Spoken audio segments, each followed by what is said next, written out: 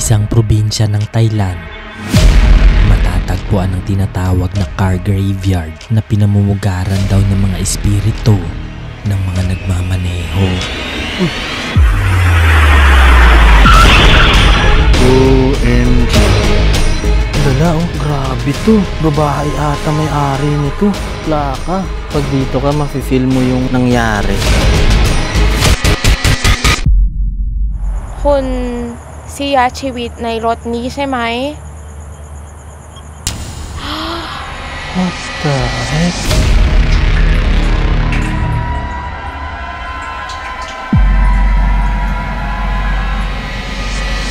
Dito na ngayon tayo sa spot kung saan matatagpuan ang mga abandonadong kotse dito sa Thailand na sinasabing nanguha daw ng buhay ng mga nagmamaneho nito. Ngayon tara, samahan nyo kami ikutin to.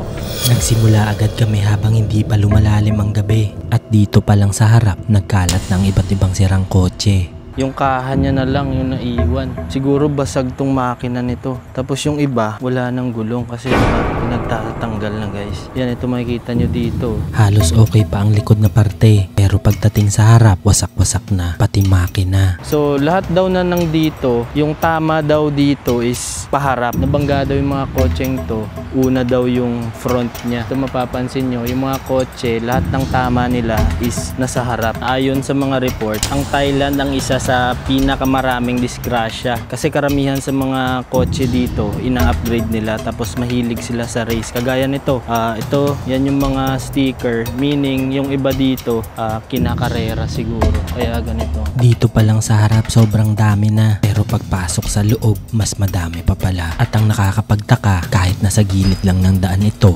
walang ni isang nagtangkang kumuha. So time check dito, oras ngayon it's 9:18 ng gabi dito sa Thailand. Check pa natin dito sa loob. Tingnan natin kung ano pa yung makikita natin.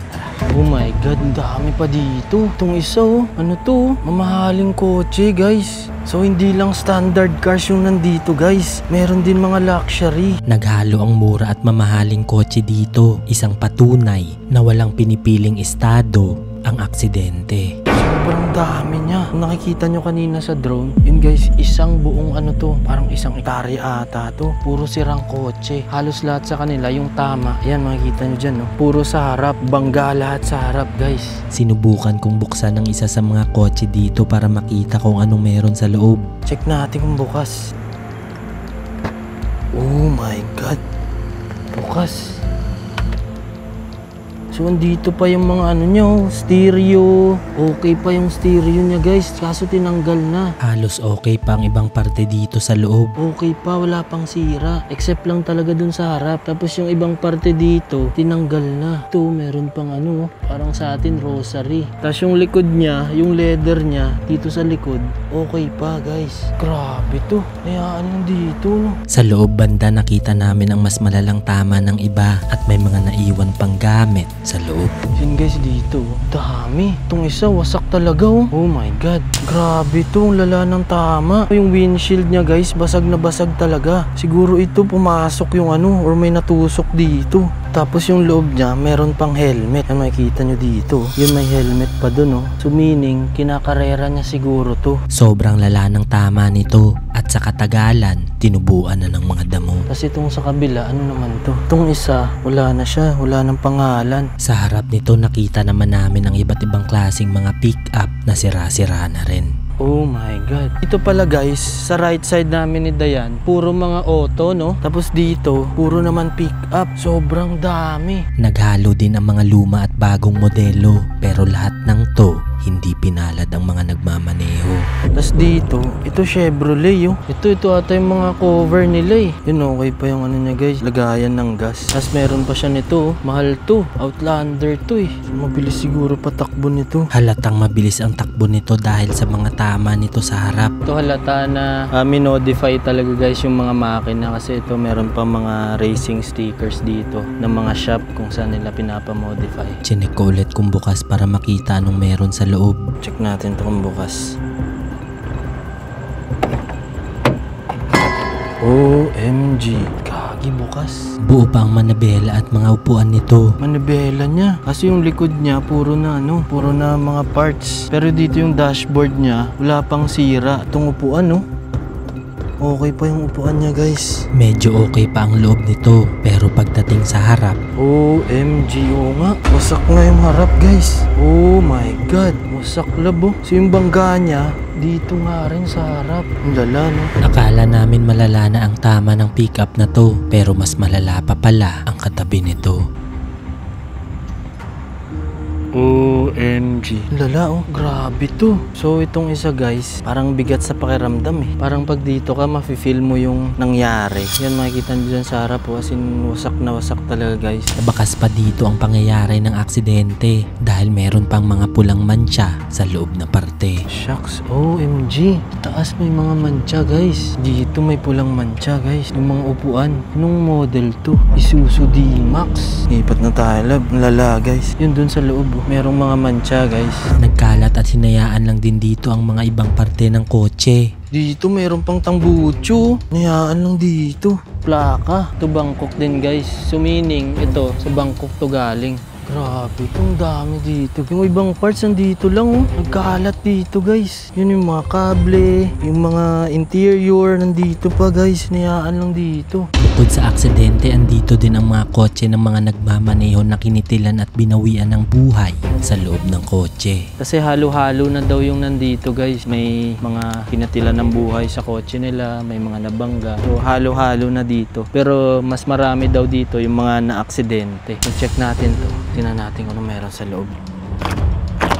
Oh, bukas guys. Kaki bukas. OMG. Medyo okay pa ang loob nito, pero may mga pulang mancha malapit sa upuan ng nagmamaneho. Oh, naka leather seats pa. Pero yun lang guys, merong mancha dun sa may banda sa pintuan ng driver. Di natin sure kung ano nangyari dito. Pero yung leather niya, yan okay po. Wala pang sira. Tapos yung mga speakers dun, as in sobrang ganda. Naiwan din dito ang ibang gamit nila. Hindi ko alam para saan to.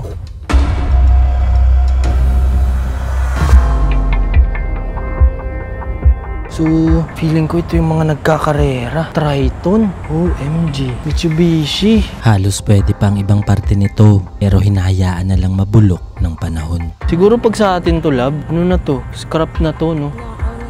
Kaya nga eh. Yung dami to, bakal. Puro bakal guys, yung daming bakal dito. Kaya magtataka ka talaga dahil nakakalat lang ang iba't ibang pyesa dito, pero walang nagtatangkang lumapit at kumuha. Yung iba, sinubuan na ng mga ligaw na halaman. Medyo delikado kasi hindi natin alam kung ano yung namamahay na dito. Ingat tayo. And kung na-appreciate nyo yung ginagawa natin dito guys, make sure to subscribe para marami pa tayong lugar na mapuntahan. Gaya nito. Dito sa likod natagpuan namin ang mga kotse na may mas malalang sinapit, at habang tinitingnan namin ang mga ito, bigla kaming may narinig na boses. Pagulong-gulong siguro yung tama nito guys. Kasi hindi lang sa harap yung yupi eh. Dito ang dami pala bo. Carbon. Tingin. Carbon Lodi pre. Carbon Lodi pre. Carbon Lodi pre. Para itong umiiyak at humihingi ng tulong. Tiningnan namin saan ito nanggagaling, at pagdating sa gitna, bigla namin itong nakita. Itong lala oh. Itong lala labo. OMG, babae ata may-ari nito. Mga ano niya, lagayan ng kulan. UP na rin guys. Grabe to. Nakakalungkot at nakakakilabot isipin ang sinapit ng nagmamaneho nito, at base sa itsura, malamang sa malamang kasama niya ang kanyang pamilya. Ha? Ano yun? Ano yun, lab? Nagbubukas na makina. Makina? Dito merong narinig na tunog si Dayan. What the heck? Wala naman makina lahat to, lab. Ini-start pero hindi ma-start. Bigla kaming kinilabutan dahil parang parehas ito sa pinuntahan namin dati, na kung saan umilaw ang kotse ng mag-isa. Umilaw yung kotse. Umilaw yung kotse, guys. Walang tao dito pero umilaw. Wait lang. Shucks. Dadaan lang po kami. Dadaan po kami. Yan yung na-disgrasya, di ba? Oh.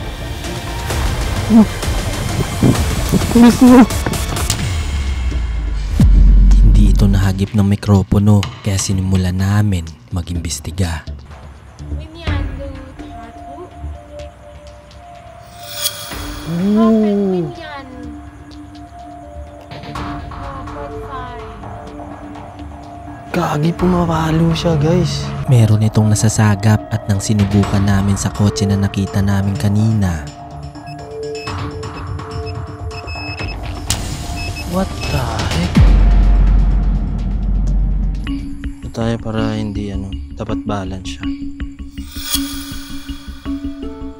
parehas ang nasasagap nito sa EMF. Kahit saan ako marap, dito talaga siya.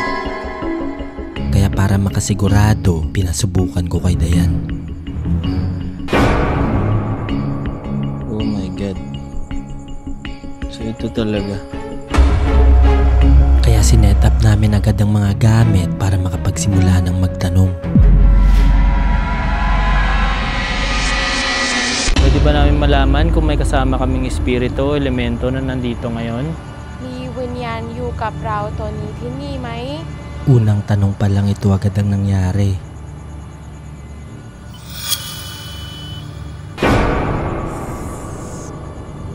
Yes.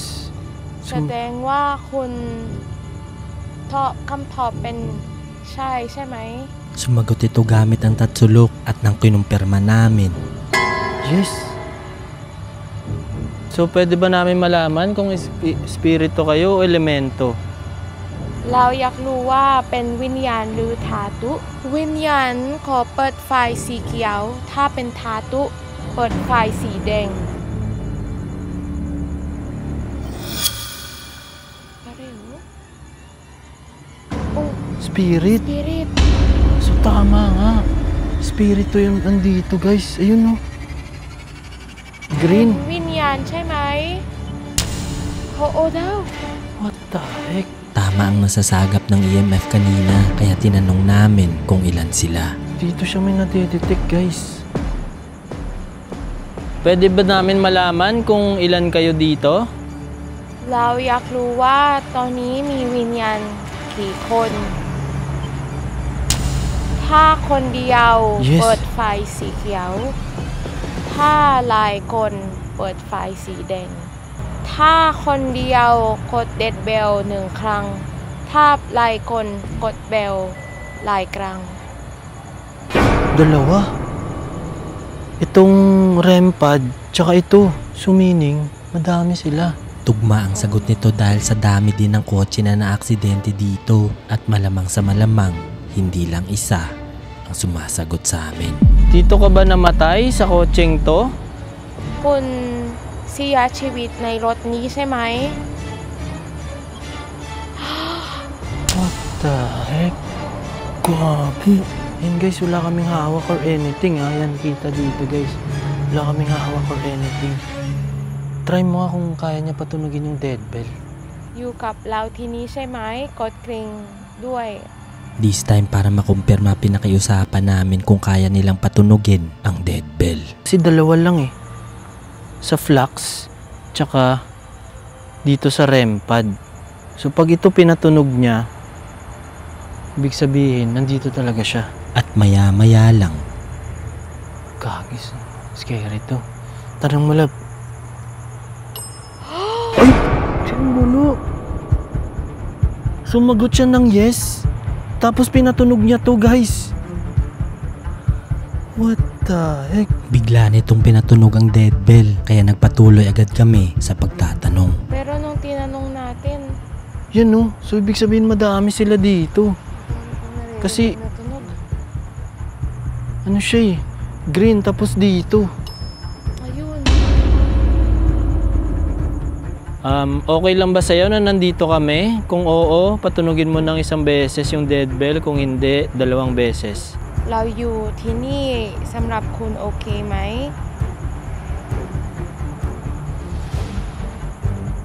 กดกริ่งได้ไหม Yes? Pwede ba namin malaman kung babae ka o lalaki? เราอยากรู้ว่าเป็นผู้หญิงหรือผู้ชายคะเปิดไฟสีเขียวถ้าเป็นผู้หญิงเปิดไฟสีแดงถ้าเป็นผู้ชาย Tapos sabihin mo yung dead. Babae? What the heck? Tugma ang sagot nito sa mga gamit sa loob ng kotse at nang kinumpirma namin, ito ang nangyari. เห็นผู้หญิงหรือผู้ชายคะถ้าเป็นผู้หญิงกดกริ่ง1 ครั้งถ้าเป็นผู้ชายbabae nga Ulitin mo, lab. Confirm natin. Oh! pati sabay Pati yung ano, Flux. tsaka dead bell Dead Bell tsaka Flux, guys. So, meaning babae nga talaga. Tanong mo, pwede ba na... Yes. What the heck? Kino-confirm niya na, oh. Kaya sinubukan namin kung pwede siyang kausapin sa spirit box para makakuha ng mas klarong sagot. สามารถพูดคุยกับคุณได้ไหมเราจะใช้ Spirit Box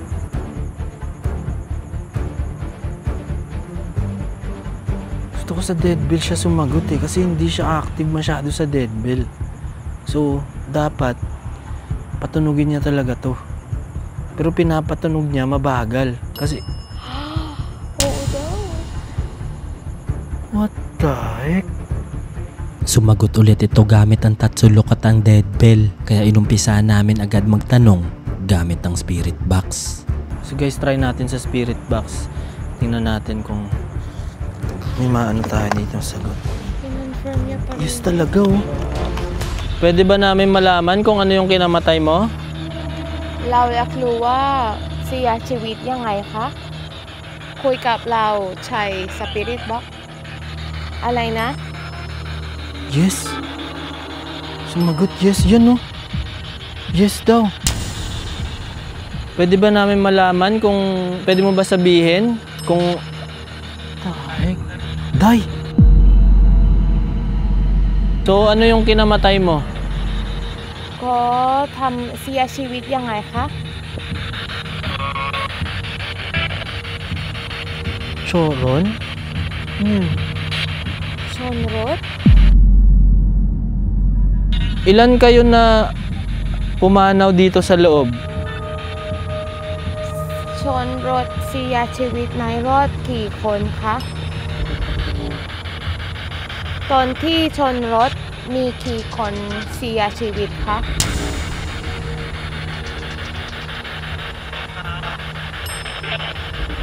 Hindi namin masyadong narinig ang sagot nitong 5 pero nang inulit namin, parehas pa rin ang sagot niya.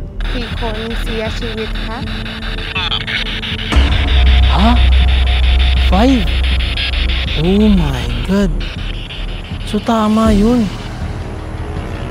Kanina, sinagot niya dito madami sila. Tapos dito sa spirit box, yes, 5 sila. Kaya tinanong namin agad kung ano ang maitutulong namin. Pwede ba namin malaman kung kailangan mo tulong namin? Kailangan mo ba ng tulong namin? ต้องการช่วยเหลือคุณได้ไหมคุณต้องการช่วยเหลือคุณบ้าง Yes. Pareho upat yung class. Oh my God.